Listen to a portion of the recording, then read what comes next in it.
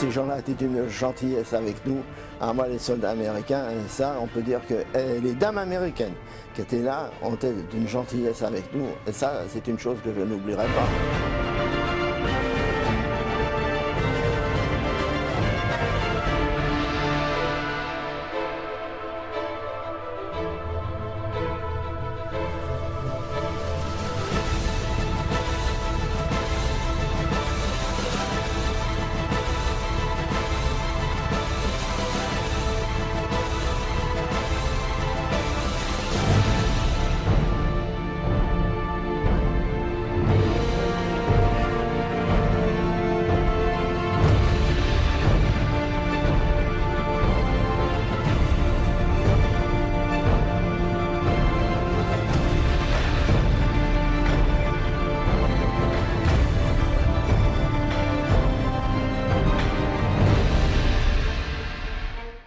Je m'appelle Jean Belair, je suis né le 3 avril 1932 à Cherbourg, rue Notre-Dame.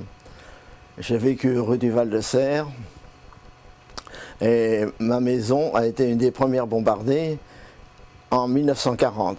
Mes parents, dès lors, m'ont envoyé chez ma grand-mère à Gamboville en disant « Jean, au moins là, tu ne crains plus les bombardements, tu seras dans la campagne ». Alors, je m'appelle Bernard Dubost, je suis né le 22 juin 1935, j'avais donc 7 ans lorsque les Allemands sont arrivés.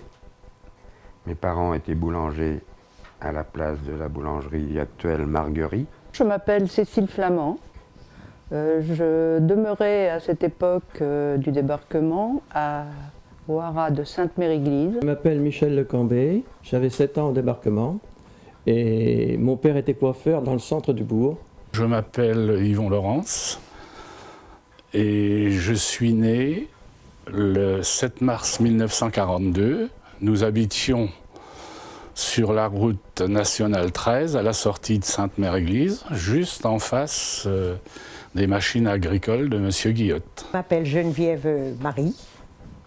Je suis née le 18 juin 1935 à Sainte-Mère-Église. À l'été 1944, sur les côtes normandes, les troupes allemandes attendent de pied ferme une attaque venant d'Angleterre, retranchée derrière un formidable édifice défensif devenu célèbre sous le nom de Mur de l'Atlantique.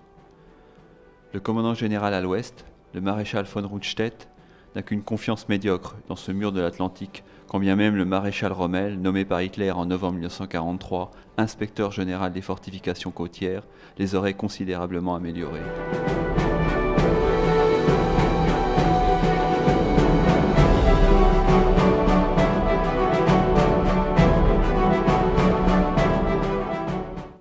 À la toute fin de l'année 1943, le Combined Chiefs of Staffs, les chefs d'état-major conjoints, nomme le général Dwight D. Eisenhower à la tête du SHAEF, Supreme Headquarters of Allied Expeditionary Forces, le grand quartier général du corps expéditionnaire allié. Dans les mois qui précèdent le débarquement en Normandie, les forces alliées s'entraînent au combat dans l'effervescence. Le Royaume-Uni s'est transformé en un immense champ de manœuvre où Tommies et GIs répètent leurs rôles respectifs dans l'attente du D-Day. Parmi ces jeunes hommes, très peu bénéficient d'une réelle expérience du feu. Cela s'avère surtout vrai pour les soldats américains. Les fantassins, les parachutistes, les aviateurs et les marins doivent se préparer en quelques mois seulement aux difficiles conditions de survie qui seront les leurs dans un proche avenir. Et leur angoisse de faillir au moment crucial est partagée en haut lieu par les stratèges du SHAEF. Partant du principe que l'art de la guerre n'est en rien une science exacte, il paraît utopique de tabler sur l'attitude au combat de troupes inexpérimentées. En tenant compte de la mission qui les attend sur le continent, les soldats alliés sont soumis sans relâche à des exercices inter-armes de toutes sortes. Cette vie de caserne, pour tous, va créer un esprit de corps qui n'allait pas forcément de soi.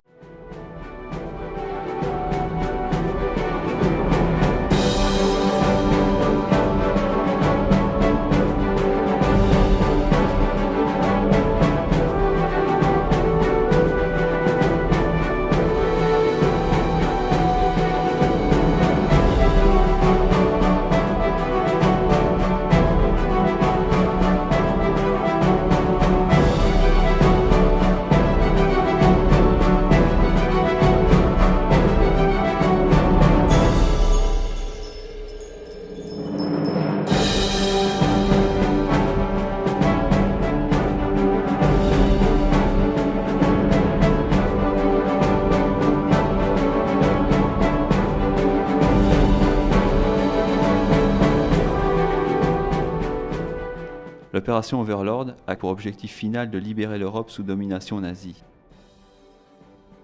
Dans la soirée du 5 juin 1944, la flotte anglo-américaine commence à se diriger vers la France.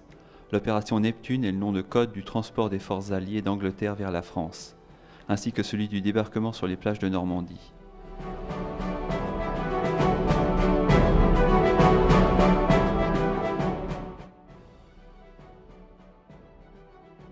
On a entendu un bruit d'avion épouvantable, ce qui nous a fait peur. Mon papa est donc parti et au bout d'un certain temps, il est revenu en nous disant que c'était le débarquement. Mais on ne savait pas que c'était des Américains parce que quand on était enfant, on n'entendait toujours parler que des Anglais. Papa est arrivé en disant « Mon Dieu, c'est le débarquement ». Dans la nuit du 5 au 6 juin, des opérations aéroportées sont menées aux deux extrémités du secteur de débarquement qu'il convient de verrouiller afin d'éviter le risque de contre-attaque allemande. Les 82e et 101e divisions aéroportées américaines se doivent d'assurer les arrières du secteur d'Utah Beach. Quand les Américains sont arrivés, on entendait tout d'abord quelques jours avant beaucoup de bombardements sur les côtes. Et puis un soir, on entend le tocsin sonner.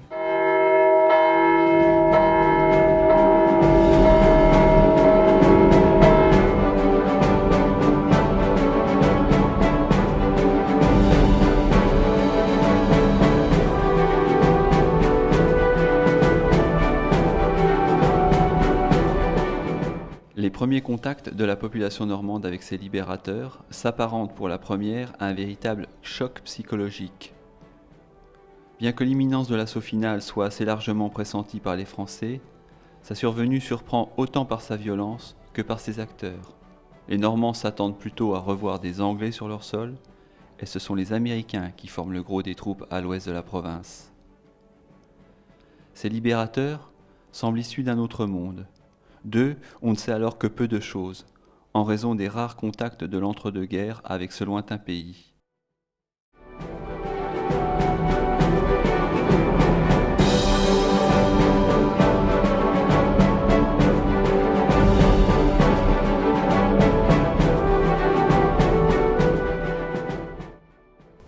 Le contact après avec les Américains était très chaleureux parce que évidemment, pour nous c'était des Pères Noël.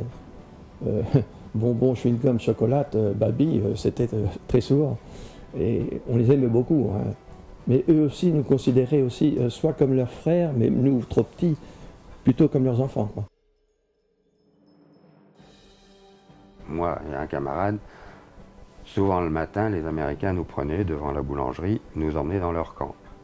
Nous passions donc des journées entières avec eux dans le camp. On se régalait bien parce qu'on mangeait le beurre de cacahuète, j'aime mieux vous dire, on en a mangé. Hein. Donc on mangeait avec eux, des chewing-gums bien sûr, des cigarettes. On échangeait quelquefois tout cela avec une petite fiole de calva.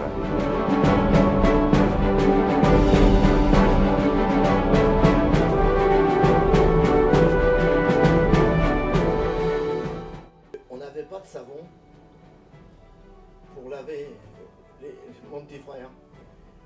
Alors je me suis pas dégonflé, je suis parti dans les champs et j'ai demandé du savon aux Américains qui étaient dans les petites tentes dans les champs. Et là évidemment les Américains, qu'est-ce qu'ils me proposaient? Du chocolat. Et du chocolat j'en avais, des bonbons j'en avais, et je cherchais toujours mon savon.